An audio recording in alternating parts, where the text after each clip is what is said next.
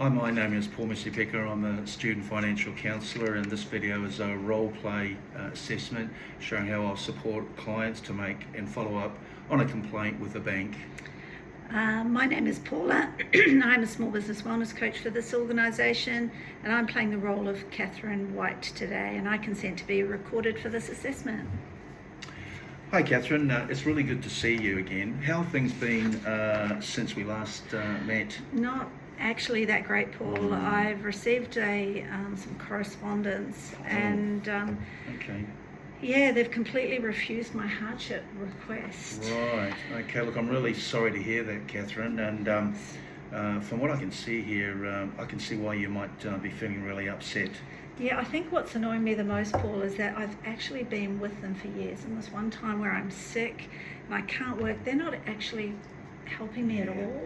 Look, this is I can really feel this is really incredibly unfair, and can I just check that what they're saying here, and from what I'm reading, that they won't reduce the payments at all? That's right. From the letter, they're demanding that I pay the full amount. There's no compromise. Okay. Well, okay. Look. Let's clarify a couple of things. First of all, we should probably touch on what your rights are, and also what the responsibility of the bank is in relation to how we decide to move it to the next stage. That's good, because, and for me, they just shouldn't be allowed to be able to do this. Yeah, look, you know,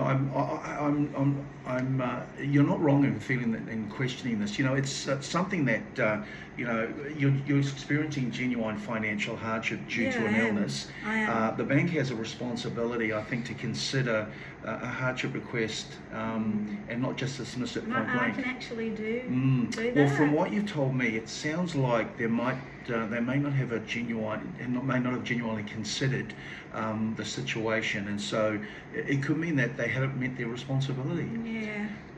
So look, one option is to make a formal complaint, and you know, a complaint can force the bank to properly review their decision, and to really explain to themselves something. Sometimes that leads to maybe a different outcome.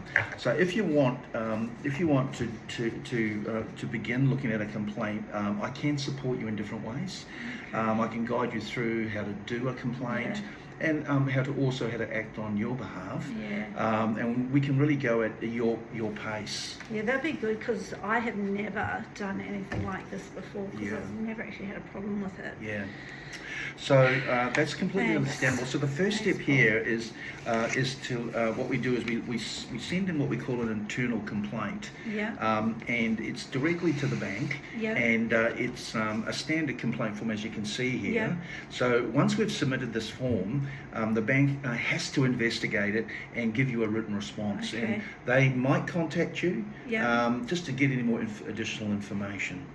And so before we go any further, does making a complaint in this kind of format feel like something that you'd like to do? Yeah, look, I actually just don't think I can let this go. Yeah, and that's okay. Look, let's take a look at the form together. Yeah. Okay, so as you can see here, the first part of it is to fill in your details. So obviously, you've got a member number, your name, title, address, mobile phone, your email, and residential. The other part here is your the product. Now, what this complaint is about is your home loan. So you'll tick that box there. And then there'll be the reason for the complaint, which in this case, if you can see by all the boxes here, you would look at financial hardship arrears, and there's a possibility for us to investigate what we call a code breach. So should I be explaining my health issues and how my income has dropped, and that I really want to keep my house? Exactly. And what we'll do to highlight that is we'll turn the page over for this complaints form. Okay, what we'll look at doing is that we'll look at explaining the details of your complaint, and in the end, what we'll be wanting to also make sure is what kind of outcome that you're looking for.